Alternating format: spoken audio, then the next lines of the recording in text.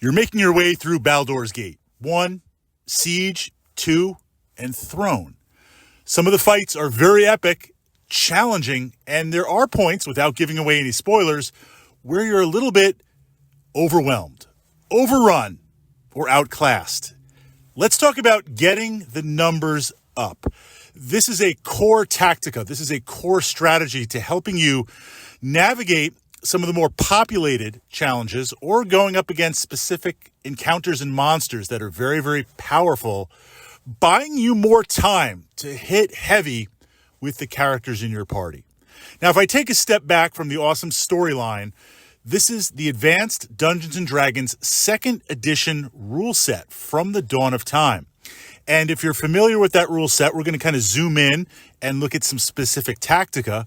If you're not, we're going to look at the base mechanics, because this is very, very important to understand what's going on behind the scenes with the script, with this game, how things are generated and figured out in terms of combat. Because while it is a role-playing game, it is highly combat-oriented and a fantastic opportunity to face off against some of the iconic monsters in the D&D mythological catalog. We've got to have a number of things happen in order to defeat the encounter or get defeated ourselves. It's pretty straightforward after the tutorial. Hit points are key. Life is everything. When you run out of hit points, you're dead. So what we're looking to do in a very sophisticated way is cause more damage quicker to the target than we receive. And when we do receive, of course, popping healing pots and other things to help get those numbers back up. But for the most part, the first thing you have to do is score a hit on a target. Now, I pushed up to the channel here, the archive, the playlist, Baldur's Gate Tactics, the power, the potency of magic. Why magic is so powerful. And I'm not going to sidebar into that, but magic helps you navigate this first thing where you have to hit, because there are many spells that automatically hit. There's no D20 to roll when you cast Magic Missile. It just hits. The target takes damage. But for the rest of us and outside of that, you've got to hit. Now, as a fighter, a paladin, a barbarian, a defender, what you're looking to do is get your strength up, get modifiers, +1 to hit with a magic sword, +2 or 3 for strength, dealing damage. But you have to score a hit first. Now, we've scored that hit. Now we roll for damage. And again, this is behind the scenes. There's going to be a variable amount based on the weapon type. And then we're going to add any static bonuses, a +1 magic weapon, a +2. We'll add for strength, pushing that out on there. So this idea, you're going to deal damage. Now that gets transferred over. That gets transferred over to the target, the encounter, the monster, the NPC, the end boss. And when they run out of hit points, they're done. You win. You collect the loot. You save the day. You get that glory. Naturally, to sidebar, while their hit points are going down, they could be going back up. You could have healing pots. There could be regeneration. There's also damage reduction, where you deal damage or immunities to certain damage. So this idea that while you're dealing physical numbers, they could be changed and altered from a defensive pattern. But essentially, it's 1, 2, 3 to hit, to cause damage, to transfer damage.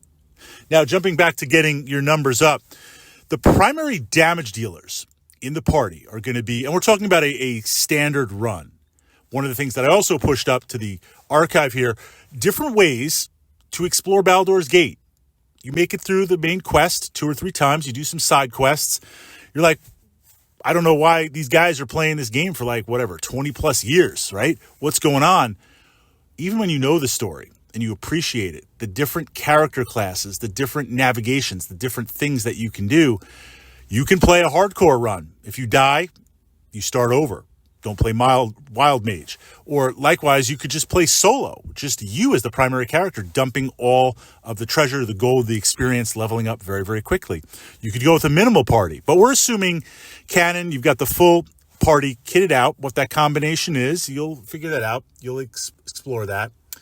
But this idea then, those are your primary damage dealers, whether you're a fighter, maybe a thief from range, backstab, maybe you've got a druid casting some nature attacks, maybe you're looking at a mage in the back line or a monk running up and punching things. That's your primary damage.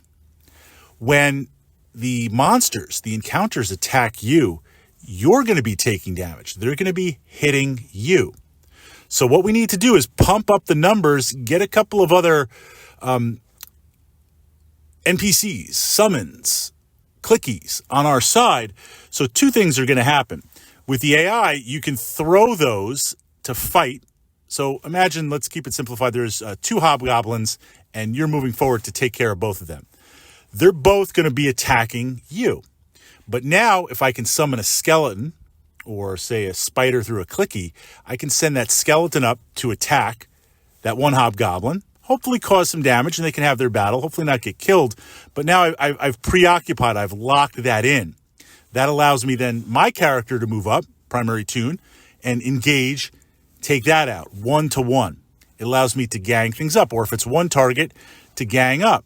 So these summons, while they're never going to do the epic amount of damage that your character or the NPCs are going to do, because they don't level up. Yes, as a druid, as a cleric, as a mage, there are different levels of summons. So obviously you're going to summon more powerful things to keep pace with the party level and what you're fighting and where you are, what chapter, story, act in the game. But it's never going to equal. It's never going to equal the power of an NPC or your primary character. But this idea of getting numbers up with your summons, with your clickies, with things that you can utilize to engage and to deal damage. Either to add additional damage on, because now my fighter's attacking and the two skeletons that I summoned are also attacking that one target. Again, causing hits, damage, and hit points quicker, or as a delayed action to hold back, to hold things in place. So this way you can engage more tactically. It's easy to get overrun. Even the lesser monsters out there, when you get to the levels 4 and 5 and 6, it's easy to sometimes be overrun. And even though you've got a pretty good armor class for that level and some good gear, if 4 or 5 gnolls are attacking a character, just on the volume of dice, just on behind the scenes, the D20s they're going to be rolling, a couple of hits are going to get through. So growing your party, expanding your party through summons, through clickies, through joins. I don't want to give away any spoilers. They're out there. That is a vital, vital tactic regardless of your party build.